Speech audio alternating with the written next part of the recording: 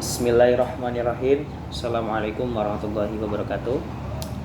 Nama saya Ramdan Zahiri dari program studi akuntansi semester 6 untuk memenuhi tugas UAS akuntansi sektor publik.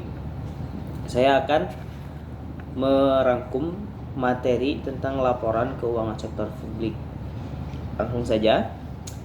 Akuntansi sektor publik memiliki peran penting untuk menyiapkan laporan keuangan sebagai salah satu bentuk pelaksanaan akuntabilitas publik.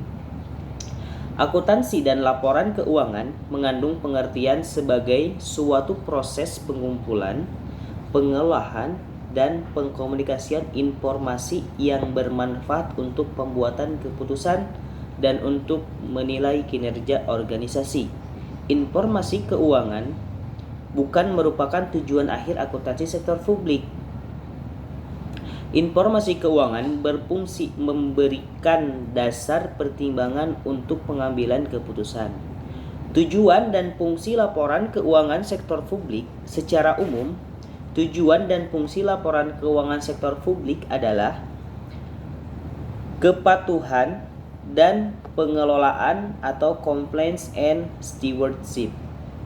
Akuntabilitas dan pelaporan retrospektif, accountability and retrospective reporting, diterima dan untuk menilai efisiensi dan efektivitas pengumpulan sumber daya organisasi. Laporan keuangan untuk mendukung pembuatan keputusan ekonomi, sosial, dan politik, membandingkan kinerja keuangan aktual dengan yang dianggarkan, menilai kondisi keuangan dan hasil-hasil operasi, membantu menentukan tingkat kepatuhan terhadap peraturan perundangan yang terkait dengan masalah keuangan lainnya, membantu dalam mengevaluasi efisiensi dan efektivitas perencanaan dan penganggaran. Anggaran merupakan alat perencanaan sekaligus alat pengendalian pemerintah. Anggaran sebagai alat perencanaan mengindikasikan target yang harus dicapai oleh pemerintah.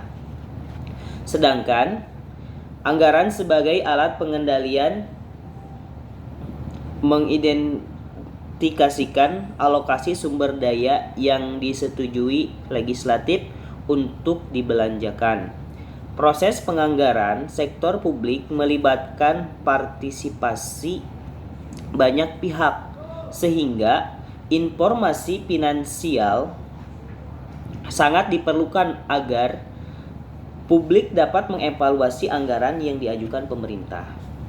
Kinerja pemerintah tidak dapat dinilai berdasarkan laba yang diperoleh karena organisasi pemerintah bukan entitas bisnis yang mencari laba.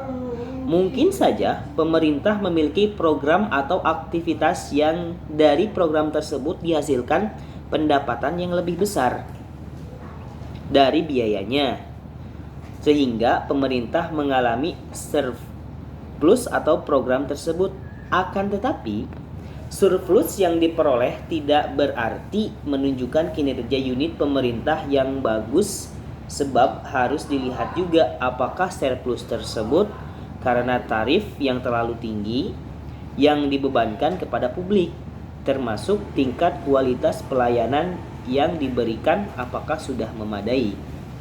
Nah, tujuan laporan keuangan menurut SPAK nomor 4, tujuan laporan keuangan organisasi nirlaba dalam SPAK 4 tersebut adalah laporan keuangan organisasi non-bisnis hendaknya dapat memberikan informasi yang bermanfaat bagi penyedia dan calon penyedia sumber daya, memberikan informasi untuk membantu para penyedia dan calon penyedia sumber daya serta pemakai dan calon pemakai lainnya. Selanjutnya, memberikan informasi yang bermanfaat bagi penyedia dan calon penyedia sumber daya serta pemakai dan calon pemakai lainnya dalam menilai kinerja manajer organisasi non-bisnis atas pelaksanaan tanggung jawab pengelolaan serta aspek kinerja lainnya. Pemakai laporan keuangan sektor publik dan kepentingannya.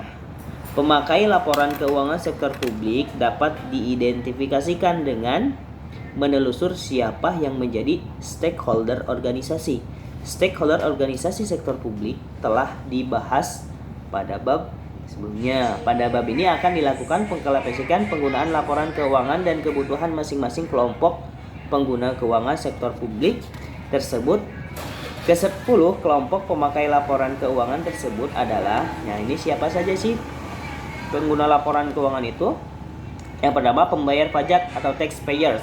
Yang kedua, pemberi dana bantuan, grantors, investor. Penggunaan jasa, karyawan atau pegawai, pemasok atau vendor, dewan legislatif, manajemen, pemilih, dan badan pengawas. Perbedaan laporan keuangan sektor publik dengan sektor swasta. Nah, perbandingan laporan keuangan pemerintah dengan sektor swasta adalah perbedaannya yang pertama, laporan departemen pemerintah, laporan keuangan sektor swasta adalah fokus finansial dan politik. Kinerja diukur secara finansial dan non-finansial. Pertanggungjawaban kepada parlemen dan masyarakat luas, berfokus pada bagian organisasi, melihat ke masa depan secara detail. Aturan pelaporan ditentukan oleh Departemen Keuangan. Laporan diperiksa oleh Treasury Cash Accounting. Dan persamaannya, apa persamaannya? Yang pertama, dokumen sumber berperan sebagai hubungan masyarakat. Terus fokus finansial, sebagian besar diukur secara finansial. Pertanggungjawaban kepada pemegang saham dan kreditur. Berfokus pada organisasi secara keseluruhan, tidak dapat melihat masa depan secara detail. Aturan pelaporan ditentukan oleh Undang-Undang Standar Akuntansi Pasar Modal dan Praktik Akuntansi. Laporan keuangan diperiksa oleh auditor independen atau accrual accounting. Nah, luas pengungkapan atau disclosure yang diperlukan. Pemerintah harus menentukan kebijakan yang menjelaskan komponen apa saja yang dapat dikategorikan sebagai pendapatan atau biaya operasi yang tepat untuk suatu unit kerja yang dilaporkan. Luas pengungkapan atau disclosure dan kebijakan-kebijakan akuntansi yang dipraktikkan secara konsisten, pemerintah diharapkan dapat memberikan tambahan informasi untuk hal-hal sebagai berikut. Fokus pengukuran dan dasar akuntansi yang digunakan untuk pembuat laporan, kebijakan menghapuskan atau menghentikan aktivitas internal unit kerja kepada laporan aktivitas, kebijakan kapitalisasi aktiva, dan menaksir umur ekonomi aktiva tersebut untuk menentukan biaya depresiasinya.